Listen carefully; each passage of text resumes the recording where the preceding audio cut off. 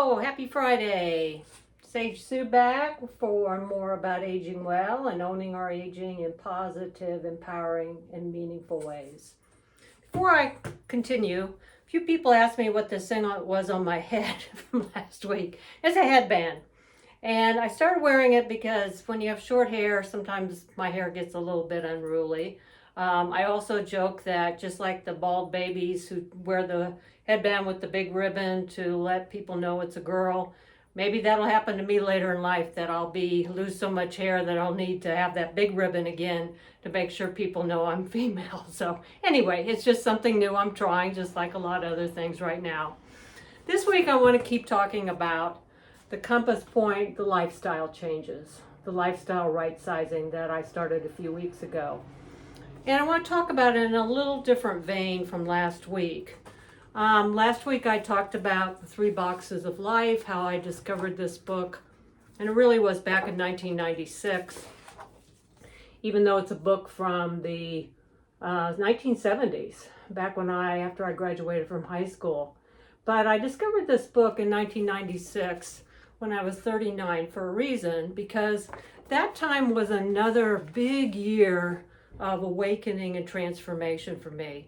And I've thought about that a lot the last few weeks, because that time was very similar to what I'm experiencing now. That's the last time I really had this big period of freedom to really explore my life and experience my life in ways that I wasn't able to do during most of my working years.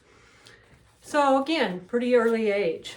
It's also when I really started thinking about getting out of the linear life plan, which is school, work, retirement, and start shifting away from that.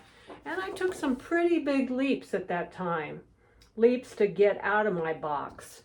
I called this period my first retirement. I called it my getting out of my box period of my life, and it really did shift my lifestyle in so many ways. It was a big time of awakening for me. I did follow, again, probably for the first time, the truly balanced life plan, where I brought in a lot of play and fun. I was learning a lot of new things, and I was also focused on really kind of reshaping my work and purpose. And that really has been reverberating for me these past 28 years now, which is kind of amazing. So it really was a time of transformation and awakenings, and in more than one way. And let me tell you about another way that might help you kind of explore what this might mean for your own aging well experience.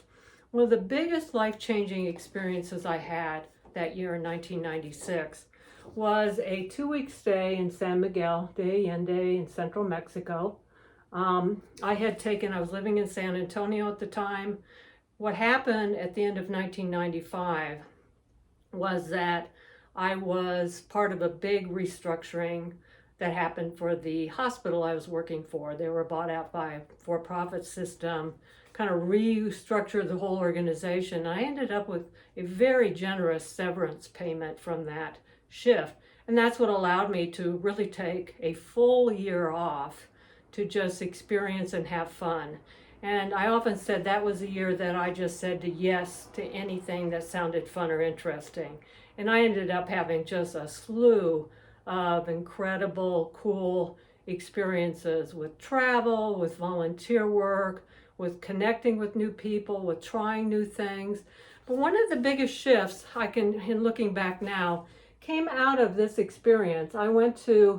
I'd studied Spanish earlier that year, and then I joined a group from Houston that went down to San Miguel, where there's a language academy. And we were in class all day. We were matched up according to our abilities. And then we were matched up with a homestay opportunity where we could stay with a family in the community. This was my little bedroom in that home that I stayed in. And I had, a bed and a place to write, and I had a bathroom right next door. And then I was getting out and going to school every day, meeting new friends, having fun. And I came back from that experience, and what really hit me, and at that time I was living in the biggest house I've ever lived in, I don't need much to live well. Place to sleep, place to write, comfortable place to sit and read. and then just opening up the world around me. And so that year sparked some really physical lifestyle changes for me that, like I said, are still reverberating for me today. I, 2 years later, ended up leaving that home. I even had a big estate sale. I let go probably half of my physical belongings. I moved to a smaller home that year and started a new business focused on aging services. I went back to my passion for aging. That came out of that period of time. But the physical part of the shifting the way I live started that long ago at age 39. In 2000, that was 1998, I moved. In 2013, I made another big move from Texas to Philadelphia, and again, let go of a whole bunch of stuff, even though I'd moved to a much smaller home and was letting go. And the biggest change I made that year was letting go of all my antiques that I had collected. And I remember, you know, the struggle with going, am I really ready to let go of these things I've been collecting for so long? But I found a man who was willing to buy all the things I had. And after they were out of my house, it was like the discovery of being a butterfly, of really lightening my life in so many ways. Well, that led to apartment life in Pennsylvania for the 5 years I lived in the Philly area. And then when I moved to Denver 6 years ago, I started home sharing. And I'll talk a lot more about that another time. But I am, to this point, I own only half of the things that are in my living space. I've really downsized my stuff, and yet my life has expanded in so many ways. The biggest lesson I think to come out of this is that, you know, these are things we don't have to start when we're later in life. And I think a lot of people go, well, I don't need to listen to your videos because I'm not old. This isn't about doing things when we're old. This is about doing things now that can benefit us as we continue to go through the aging experience. As this quote says, you know, the best time to plant a tree is 20 years ago. The best time, other time, is right now, today. So there are things that we can start doing now, but they aren't things we have to wait for. We can start making these shifts at any point in time. Next week I'll talk one more round, I think, on lifestyle changes for now, and I'm sure I'll revisit it at some point.